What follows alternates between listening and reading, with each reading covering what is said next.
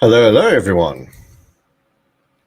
Hello, my name is Conrad on behalf of Camera Stuff. And today we're going to talk about transforming a white backdrop, be it PVC, cotton, or paper. And by using RGB lighting or gel lighting, you can transform the color of said backdrop. And I'm going to show you exactly how to do that in today's live chat. So I hope you're doing well. I'm doing fantastic. Yep, so if you're watching, I see we have a nice group of people already. So in the comment section, please introduce yourself. Tell me where you're from. Let me know who I'm chatting to. All right, so in the beginning, you saw a little video of me taking some of the Camera Stuff staff, namely Given and Lesedi, and pulling them into the studio, being my guinea pigs. And I used an RGB light in its RGB cycle mode, and I just transformed the color of a white PVC backdrop. So it can be a little bit more funky as opposed to just using the white. And again, I'm going to show you exactly how to do that. All right, so all in due time. I'm going to start off with a wee bit of a slicer presentation. Don't worry, I'm not going to do the boring stuff for too long. But yeah, so just as a reminder for this month, the month of October, for all first-time buyers at Camera Stuff, you'll get a 10% discount. So you need to use a discount code that is available in the comment section. The link with the terms and conditions and whatnot is also provided in the link. So be sure to find that in the comments and yeah, make sure to make use of it.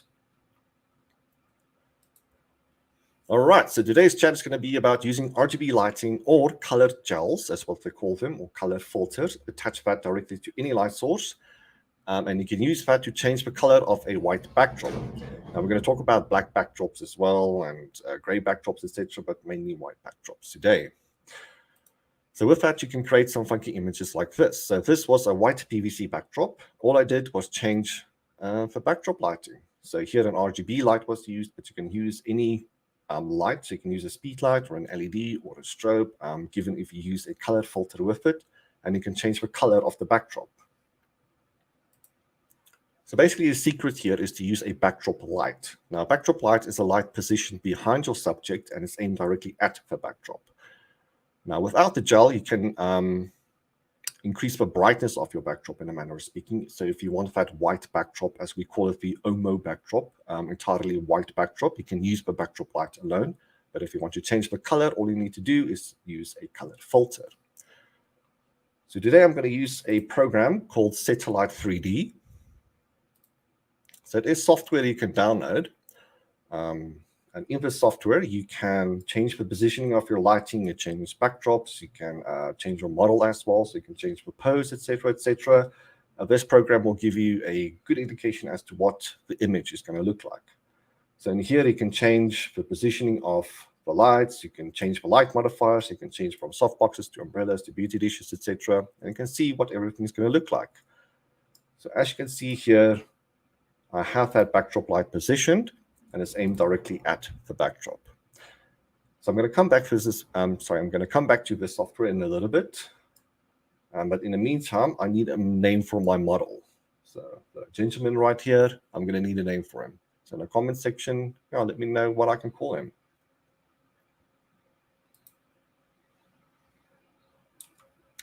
All right, so as mentioned, you can use basically any light. So you can use a speed light, you can use a strobe as well, you can use LED lighting, so you don't strictly need the RGB light.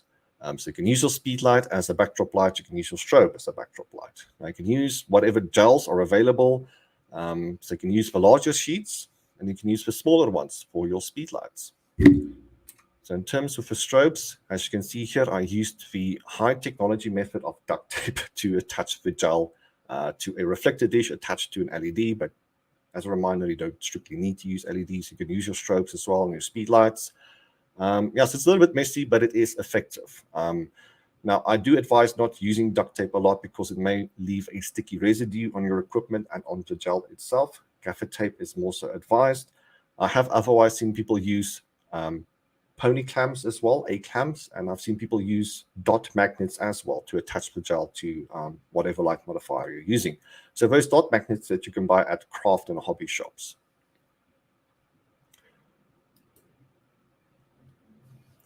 All right, so as a bit of an alternative, you can use RGB lighting as well. So you can use something like the Godox LC500 RGB stick, or something new that we got in is a newer 660 Pro RGB light.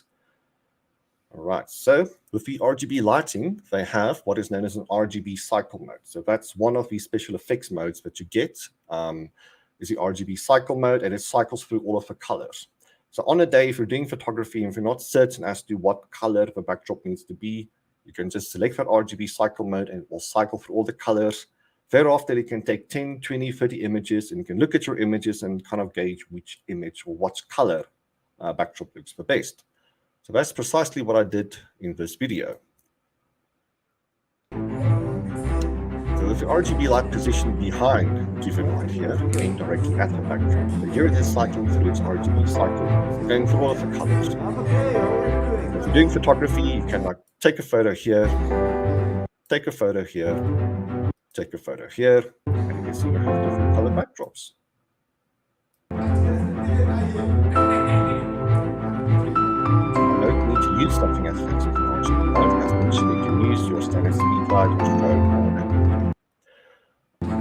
Just as a precaution, if you're using an LED, it is advisable to use LEDs throughout your entire lighting setup. So your main and key lights preferably need to be constant lights as well. So yes, you can mix flashes and constant lights, but the flashes do tend to overpower the constant lights. So those are tricky to balance. So if you're going to start off with LEDs, kind of stick with LEDs. In that case, the lights will be easier to balance. You can set lighting ratios a lot more easier as well. So if you're going to use a flash as a key light, for example, with an RGB or an LED as your backdrop light, you're going to need to set your key light very, very low. And some flashes can't be set that low. Okay, so just to squeeze that in, if you're going to use LEDs, make sure, well, it's advisable to use LEDs with all of your lighting. If you're going to use flashes with all of your lighting. All right, let's take your CD and your smile away. All right, so in my studio, I did some experiments. I'm going to show you those videos just now. Oops, wrong one. Try this one. Okay, so that's me in my studio. And you can see I've just switched on the newer 660 Pro LED RGB light. So it's positioned behind the mannequin head. I'm using the mannequin head again as my subject, my guinea pig today. So just with the backdrop light switched on, as you can see in the right hand, it creates a bit of a silhouette. But because the light is aimed at the backdrop, it's only affecting the backdrop. This should ideally be the case. You don't want the backdrop light to reflect back on your subject. So you can fix that by moving your subject further away from your backdrop. So ideally, with the backdrop light alone switched on, you want to see the silhouette. So with your RGB lights, I can now cycle through all of the colors. And once I'm happy with the color, I can just remain there. If you're not certain as to what color to use, you can use that RGB cycle mode. So here you can take photo, take photo, take photo, and you'll have a different color every time. Okay, what about our key light? So my key light is going to be the Godox SL60 with an umbrella. So I'm just going to pause here. So that's going to be my key light, the Godox SL60 LED. So that is providing illumination as far as my subject is concerned. Now, something that you may encounter is when you switch on your key light together with a backdrop light, the key light may bleed onto the backdrop because of that amount of spillage may fall on your backdrop itself. The result of that will be that the coloration of your backdrop may saturate, it may diminish a little bit. So you're not going to get that deep, rich color from your backlighting whatsoever. I'm going to show you how to deal with that. Okay, but just here is your standard lighting setup. So you have your key light on your model, have a backdrop light aimed directly at your subject. Okay, now this only really works with portraits and 3/4 shots. It doesn't really work with full-length body shots because the light, the backdrop light, is not going to reach the floor of the backdrop. So you're going to have a colored vertical backdrop, but the horizontal, the floor of the backdrop is going to be just white. So this only strictly works with portraits or 3/4, not full-length body shots.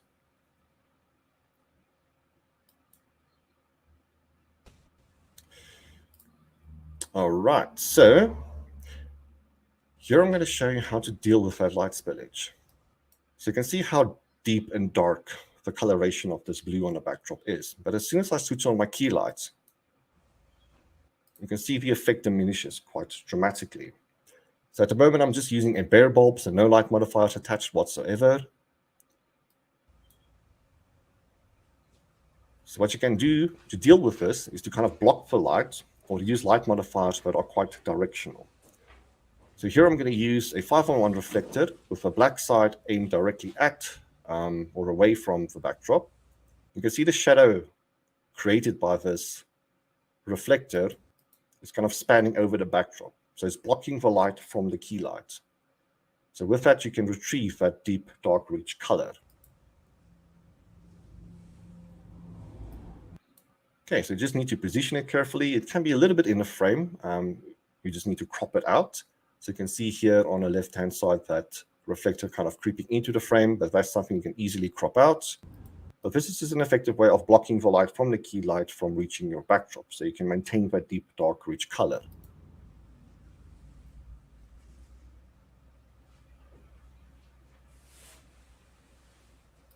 Something else you can do, as mentioned, you can use very directional light modifiers. So anything that can be used with a grid, for example, a beauty dish with a grid attached, a softbox with a grid attached, and here I'm going to use a reflector dish with a grid attached.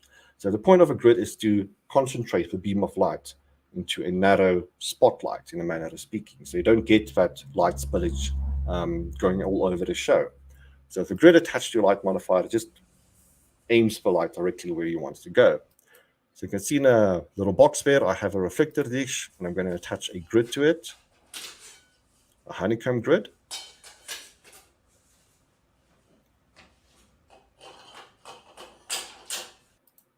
Okay, now that provides a bit of a spotlight effect, so the lighting is quite harsh, and the spotlight is quite small as well. But it is an effective way of taking that light away from your backdrop if you want to maintain that deep, dark, rich color.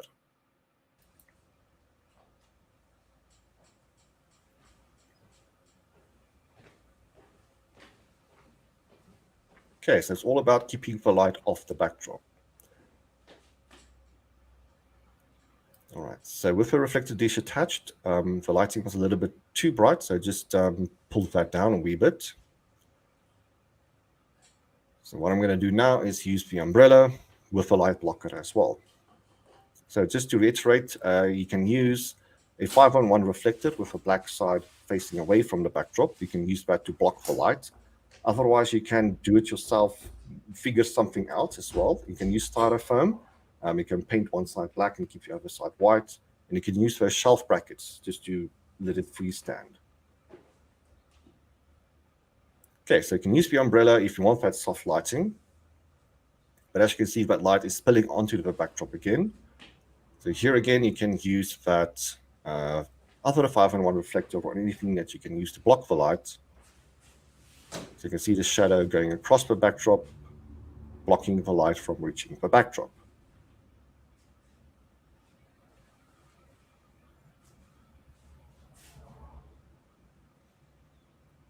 All right, so if you have any questions thus far, please do feel free to answer in the comment section. Okay, so this was just a way of keeping the light off the background, just as a means of maintaining that deep, dark coloration of the backdrop. So once you switch on a key light, obviously that light's going to spill on your backdrop, but there are ways of keeping the light off. You can use a light blocker or you can use gridded light modifiers. Okay, on to the next topic.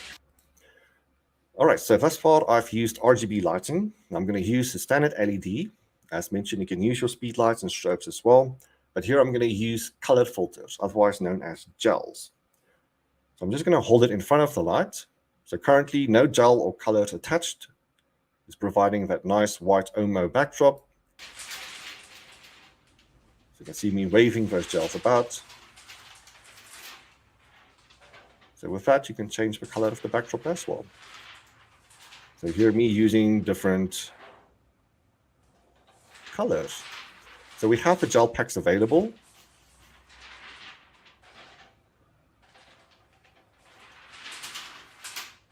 And I'm going to advise you to go ahead with the more so expensive options. So leaf filters, and if you can find them, the Roscoe gels as well. Just gonna get my face back up. Now, so the differences between cheap lighting gels and also expensive ones. The expensive ones just help you to maintain the richness of the color. The quality is also much better as well, so they are more long-lasting, and they are a little bit more heat-resistant as well. So if you're going to use something like cellophane paper, the stuff that you wrap your fruit baskets in, stuff that you buy at C&A, if you position that in front of a very hot light, it's just going to melt. So you're going to create a bit of a fire hazard. So ideally stick with the more so expensive options, as I said, with leaf filters or with the Roscoe gels.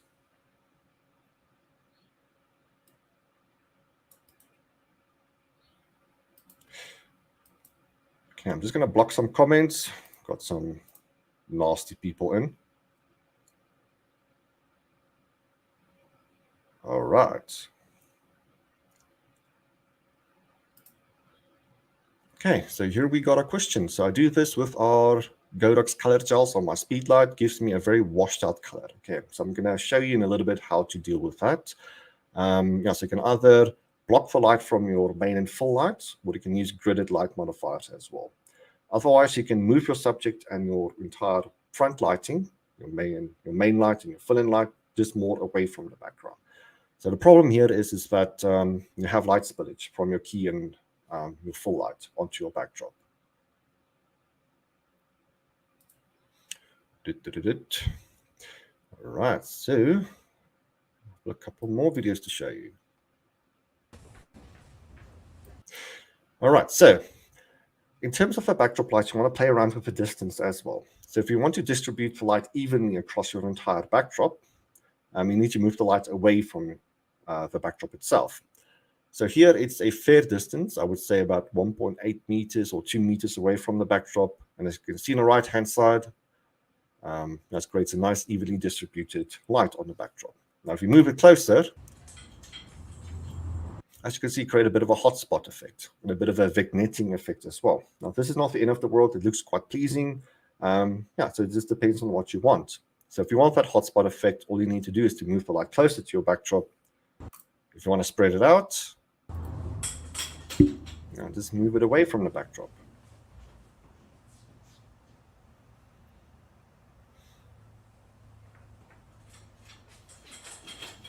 So the closer you place it, the more of that hotspot effect you'll get. When you move it away, you'll distribute the light evenly across the entire backdrop.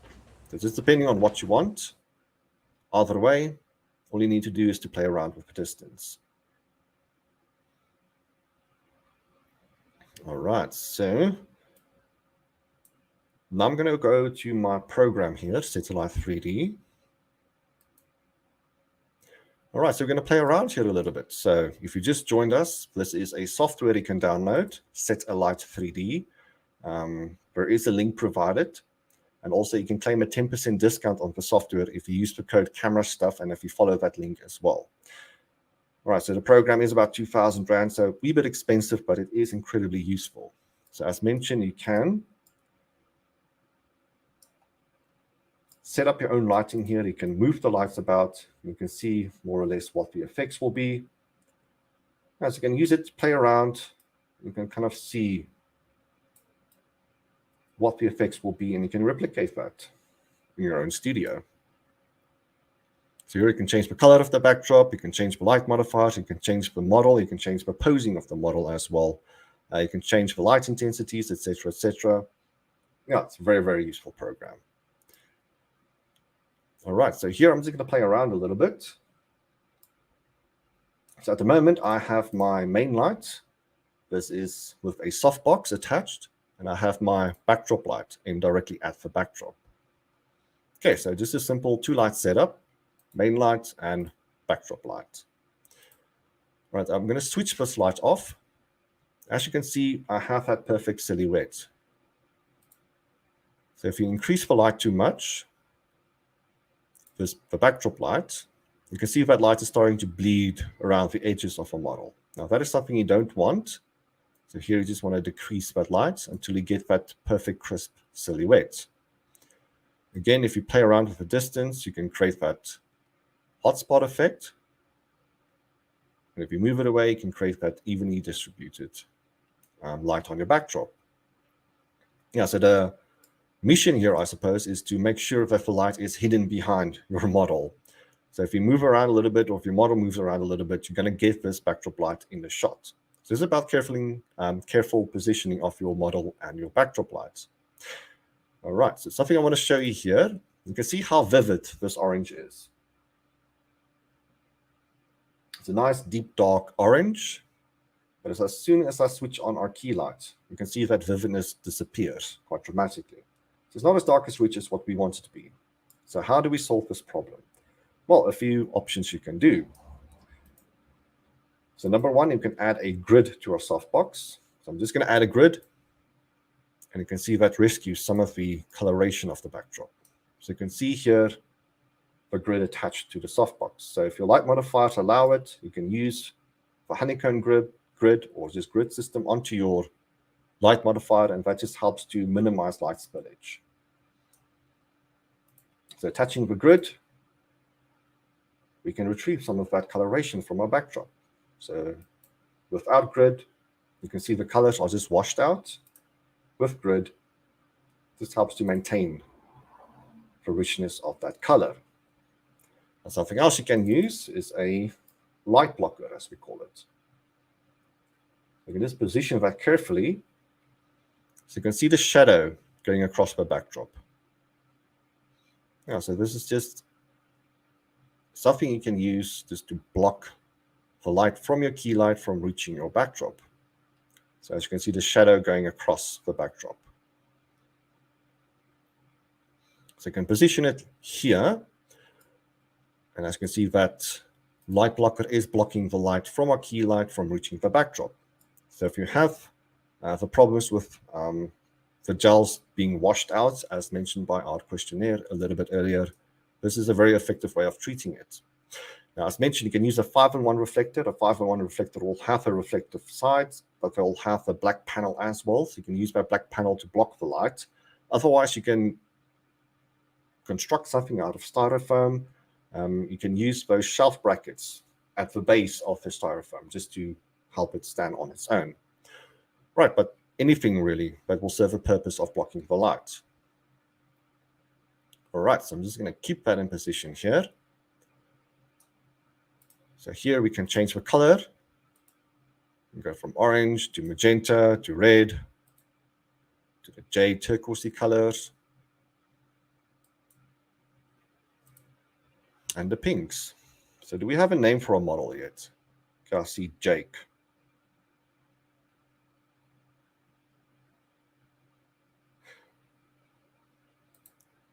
C-Swear recommended Jake. Okay, so that's going to be the name of our model. All right, so we only have the key light position in place now. So you can see with the model, those shadows are quite dark. So we probably want to fill that in. So let's just add a second light source. Let's make it another softbox. All right, so you can see here, now we have that fill-in light positioned. And it's just filling in the shadows ever so slightly. So the purpose of a fill-in light is just to add a splash of light, just to fill in the shadows created by the key light itself. Now the problem is that the fill-in light is spilling light onto our backdrop again. So what do we do to fix that? Well, we're going to use a second light blocker. We can position it from this side. So again, you can see the shadow going across the backdrop. You can position it like so. All right, so with two light blockers in place, none of that light is spilling onto our backdrop. So here with the fill-in light, I'm just going to switch that on and off so you can see the difference. So without the fill-in light, you can see how dark those shadows are. We can switch it on again. Yeah, it just provides a more fulfilling look on a model's body and face. You can play around with the intensity, so you can increase that, but you probably don't want to do too much of it because you want that dimension and shape on our model's face. You don't want your fill-in light to compete with your main light. You only want your fill-in light to complement your main light. All right, so it's going to increase the light a little bit. I think that's good. What do you think?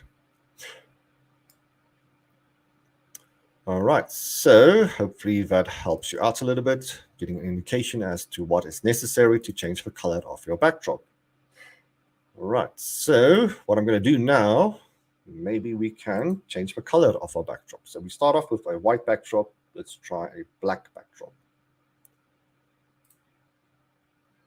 All right, so we have a black backdrop now, and as you can see, it just takes the intensity of the light away instantly. So if you want to retrieve that, you just need to increase the intensity of your backlighting. All right, so switching from black backdrop to white backdrop, the black backdrop is just going to steal away from the intensity of your light. So it's probably best to use a white backdrop or a gray backdrop. That will just help you to maintain the intensity of the light. However, if you like this effect, by all means, it's your studio, it's your camera, it's your photography. So you can do as you see fit. Okay, I'm going to change back to a white backdrop.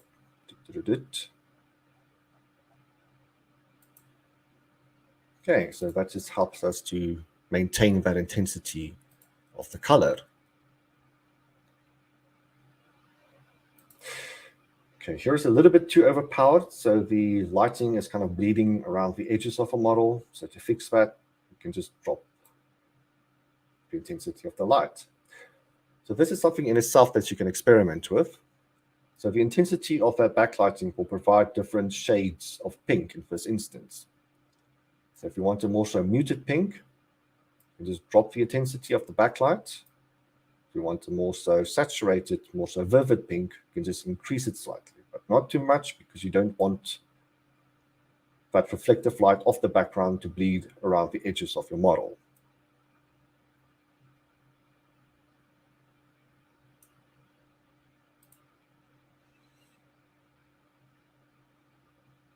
All right, so trying to block some more users. We have some weird people in the comments. All right, so everybody watching, now if you have any questions pertaining to what I'm doing here, or even not pertaining to what I'm doing here, you're welcome to ask in the comment section. So if you're more curious about this program, if you want me to try something different, by all means, just shout. All right, so something else I want to show you here. All right, so I just zoomed out a little bit.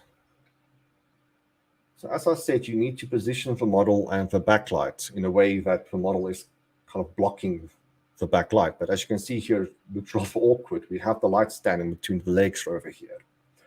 So if this is unavoidable,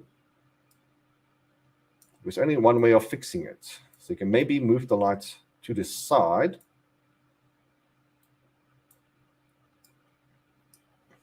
Zoom in again. All right, so that helps to fix it a wee bit. But as you can see, there's a bit of a graduation on the backdrop now. So the left-hand side is a little bit lighter than the right-hand side. Now, if that is something that you're happy working with, by all means, you can just keep it as is. But a way of creating that even distribution, you can use a second light. So I'm just going to copy and paste. Now we have two lights aimed at the backdrop. So now we don't have the issue of the model needing to cover the backlight anymore. So now we have two lights aimed directly at the backdrop, and it's creating a nice, evenly distributed light on our backdrop. So obviously, the two lights will need to have the same filter, the same gel, or if you want to experiment with different colors, you can mix two colors as well. So here I have blue from one side and the pink from the other side. Let's try orange, yellow.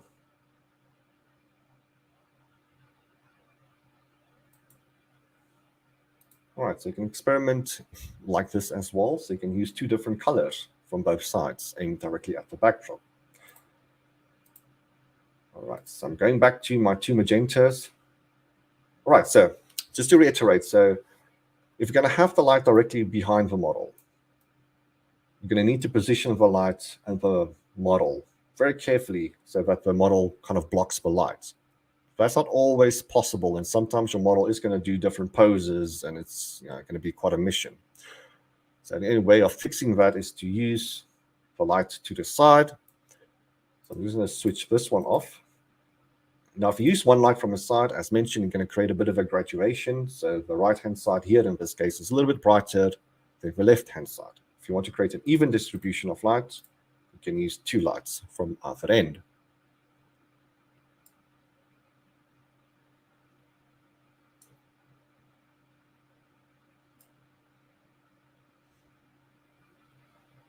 Okay, so give you a bit of a 360 view of what I'm doing. Okay, I'm just going to start switching on and off individual lighting.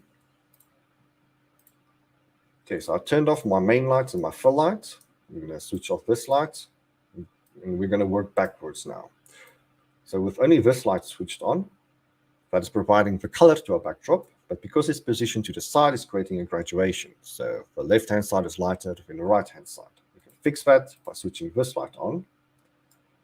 As a reminder, this is exactly what you want before switching on your main and fill lights. You want that perfect silhouette. Now we can switch the key light back on. So that's providing illumination to our subject. We can play around with the intensity here. Let's make that a wee bit brighter. As you can see, with the key light only switched on, we have very dark shadows on one side of the model's face. So we can provide a fill-in light just to add that splash of light to fill in those shadows quite nicely. Okay, and as a reminder, if you want to block the light from reaching your backdrop, you just need to use what we call light blockers.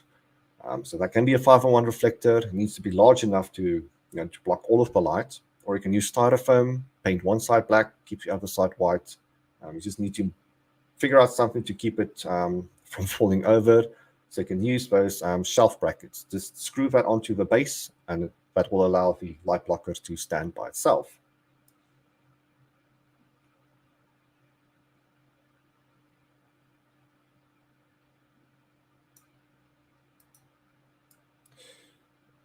All right, so got a question here from Siswe. Does the program also simulate video lighting? Yes, so you can use constant lights here as well. So you have a selection of LEDs. So here at the bottom, you can go from, well, you can change your models, as I said. You can change different monolights, so that's your strobes. You can use speed lights as well. And again, you can change the light modifiers as you wish. So we have some continuous lighting here as well. So as default, you have some aperture kits, aperture lighting. And you have the RE system as well. So you can use your LEDs or insert your LEDs here. You can kind of create your own video setup too, or video lighting setup, should I say. Remove that. Yeah, so we have ring lights and small LED lamps. We have a star lighting pattern as well. We have tubes too. Yeah, so plenty of options here. So yes, you can do video lighting setups as well. You can go as far as changing the pose of the model too, or the look of the model too. So I gave Jake here a beard, so you can shave him, give him a mustache, you can make him blonde as well, give him a hat, you can change his clothing as well, so let's give him a suit, looking like Mario now. Yeah, and you can change the pose as well. There you go. Jake looks awesome. Jake or Mario? Now let's keep it with Jake. Does look like Mario now. All right, so now it's a very intricate program. You can do plenty with it. So if you want to be as specific as changing the posing of the model, to get that, all of your ideas, you can import all of your ideas in a manner of speaking here, so you can get a bit of a pre-visualization as to what you need to do in your studio. So it is a wee bit expensive. It's about 2,000 Rand. But as mentioned, you can get that 10% discount if you use the Camera Stuff code as a discount code. The link is provided in the comment section, so just look for that. but it is incredibly useful. So I love playing around with it. It's a good teaching thing as well.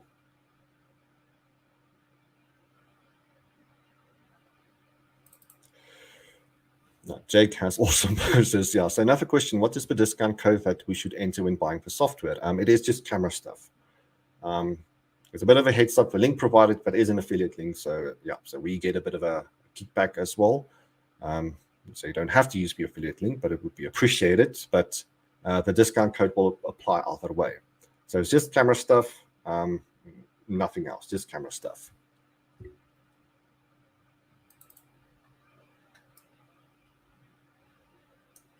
Yeah, you can change your camera settings here as well. So shutter speed, you can change your aperture.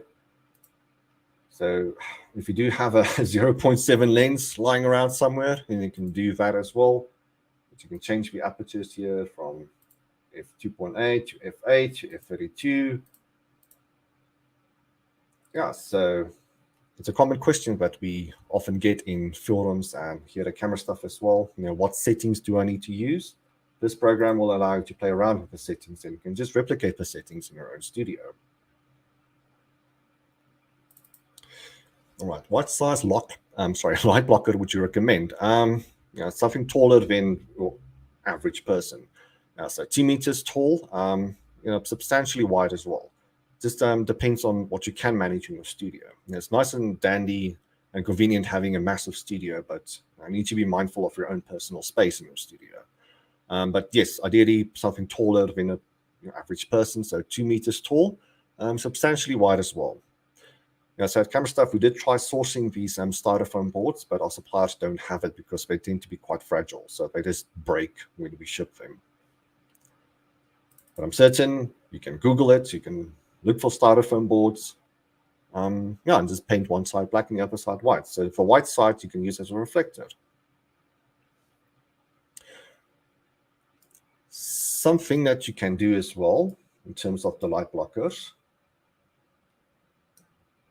Jake is looking quite awesome here. Yeah, so we have a light blocker here. Let's just turn that. Yeah, so what you see here is known as a V-flat. So it's a very popular studio accessory. So the V-flat, as you can see, creates this V shape. So this is another way of creating a light blocker that is freestanding. So what you can do is buy 2 pieces of styrofoam board and just kind of bind the spine together. So you can use duct tape, or you can use proper bracketing systems just to keep the two together. Now, some fancy V-flats will have black on white side and white on the other side, but that is something that you can make for yourself as well. So for example, let's delete this fella.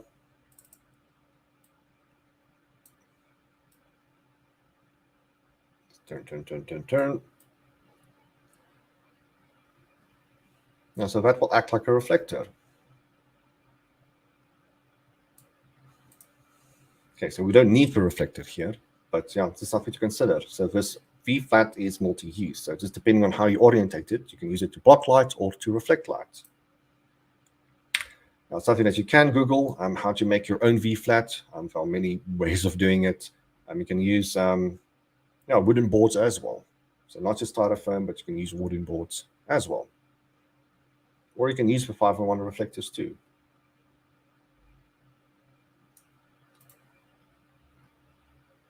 Okay, so I don't know if there's something I'm missing. I just want to zoom out. Okay, so as you can see, this is only something that you can do with 3/4 or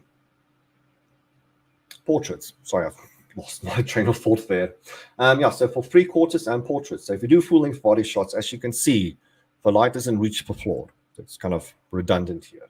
So you just need to zoom in until you get the full frame here. Probably have to move a model to the side.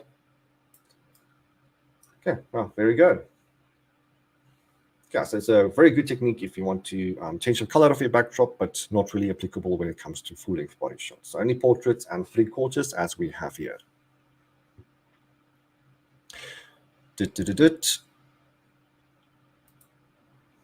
All right, so I hope that answers some of your questions. If you have any other questions to ask, please do so in the comment section. As mentioned, we are playing around with backdrop lighting here, but if you want me to do something else, not pertaining to today's topic, you're very welcome to ask that as well.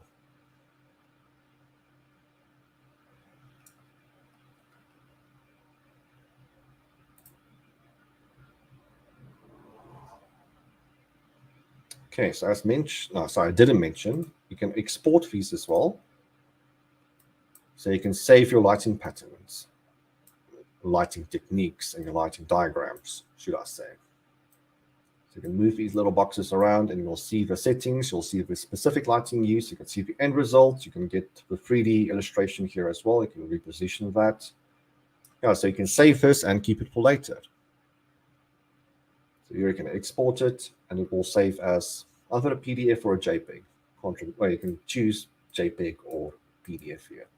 So you can make your own personal booklet of lighting references.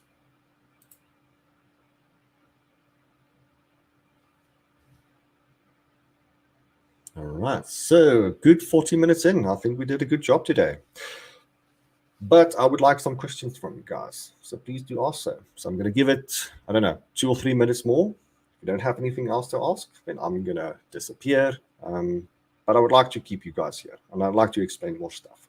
But that I can only do that if you interact with me. So in the comment section, please do ask your questions.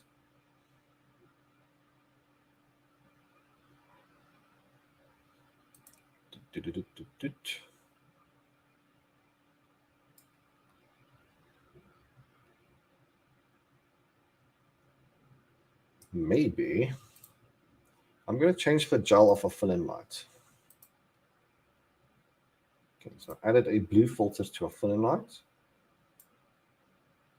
Okay, so just adding a splash of blue to Jake over here. So from the right side, our fill-in light, I don't know if you can see, it has the blue in the softbox itself. And you can add blue to the key light as well. Why not? Come on.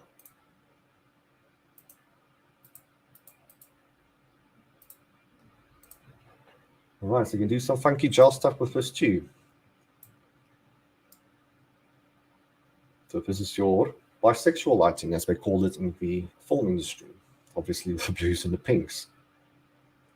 All right, so you can attach the gel. So you can use the standard gel and just attach it inside of your softbox.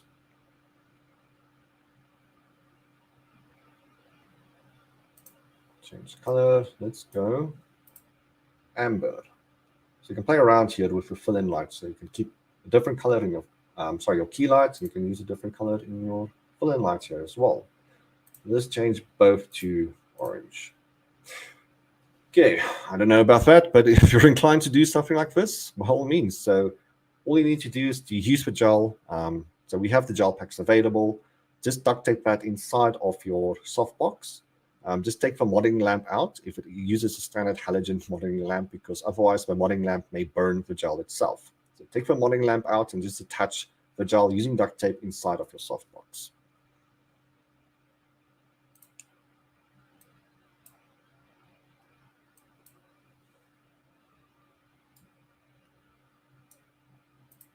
Let's change this to a, I don't know, let's try jade maybe. Let's try from both sides.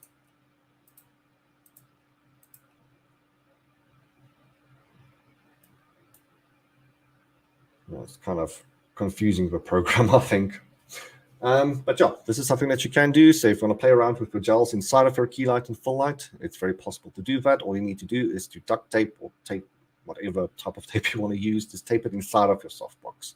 So you can still use a relatively small gel. So I have one here. I'm going to get my face back.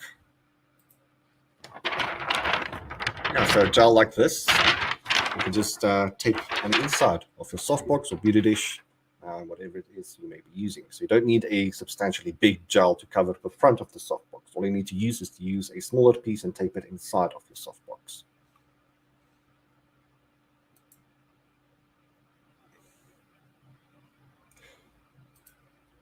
All right, I'm going to go back to normal white light.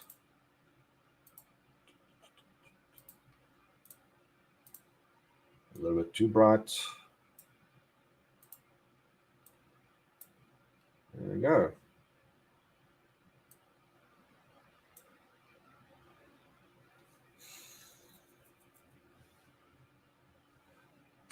Okay, got a question.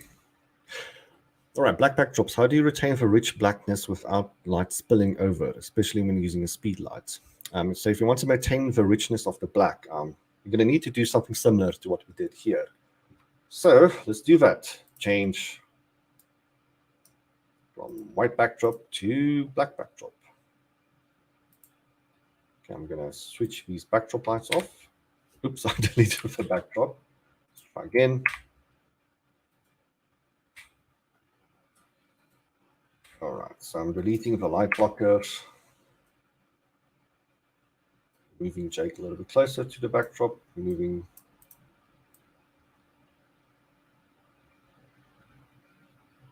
All right, so maybe you can tell me what type of black backdrop you're using, if it's a PVC backdrop or a cotton backdrop.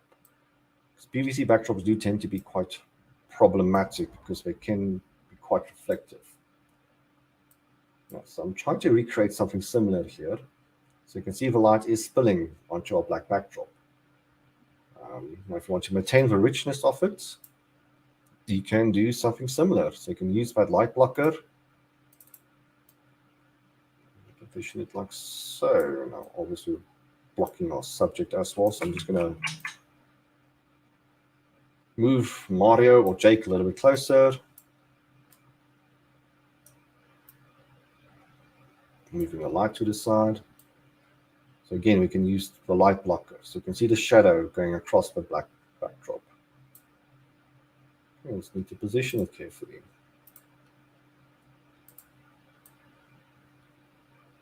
Let's aim the light nicely on Jake over here.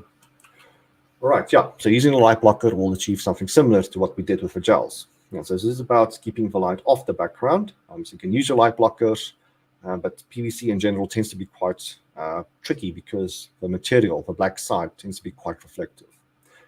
So what you can do is, another technique, is move everything away from the backdrop. So the further you take the light away from the backdrop, the less light spillage you'll have as well.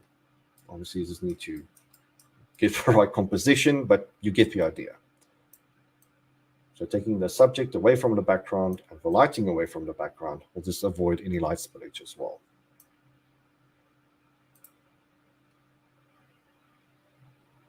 Okay, yeah, so that's something to play around with. So you don't need something like a 5-in-1 reflector, although those are incredibly useful. You can MacGyver your own light blocker as well. So styrofoam boards, wooden boards, etc. Just make sure it is painted black so it doesn't reflect light in other areas.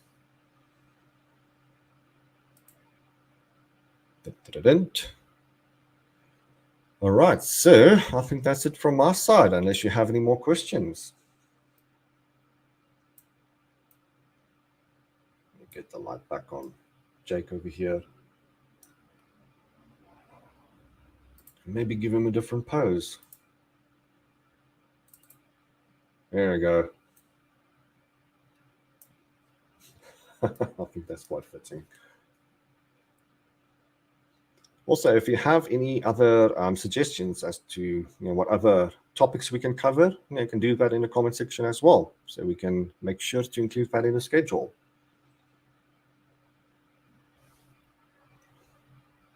Okay, so I think that's it from our side. So this is me, Conrad, signing off. Hope you have a pleasant sorry, talk too much, losing my words. Hope you have a pleasant night further. Yeah, so hopefully it was an informative session for you. If you have any other recommendations, please do drop them in the comments section. But until then, that's it from me. So I'm going to say goodbye and end the broadcast. Thank you so much for joining me.